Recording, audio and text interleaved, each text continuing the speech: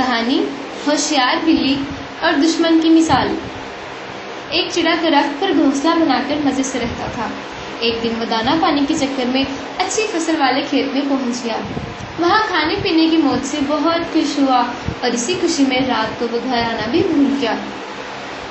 ادھر شام کو ایک خرگوش اس کے پاس آیا جہاں چڑے کا گھونسلہ تھا۔ درخت ذرا بھی اونچا نہیں تھا، اس لیے خرگوش نے اس گھونسلے میں جھانک کر دیکھا تو پتہ چلا کہ یہ گھونسلہ خالی پڑا ہے۔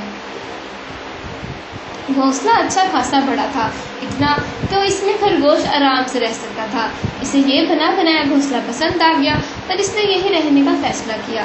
کچھ دنوں بعد وہ چڑا کھا کھا کر موٹا تازہ بن کر اپنے گھونسلے کی یاد آنے پر واپس لوٹا۔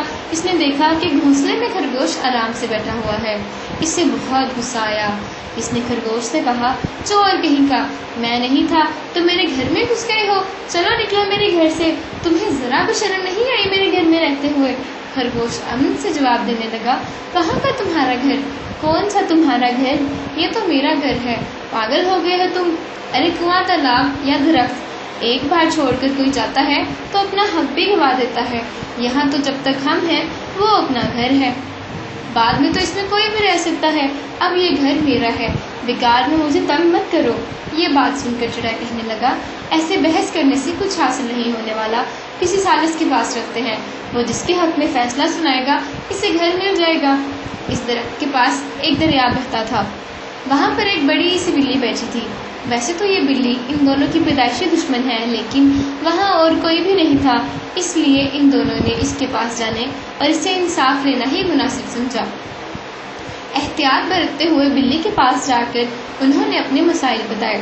انہوں نے کہا، ہم نے اپنی الجھن تو بتا دی، اب اس کا کیا حل ہے؟ اس کا جواب آپ سے سننا چاہتے ہیں۔ جو بھی صحیح ہوگا اسے وہ گھونسلہ مل جائے گا اور جو جھوٹا ہوگا اسے آپ کھا لیں۔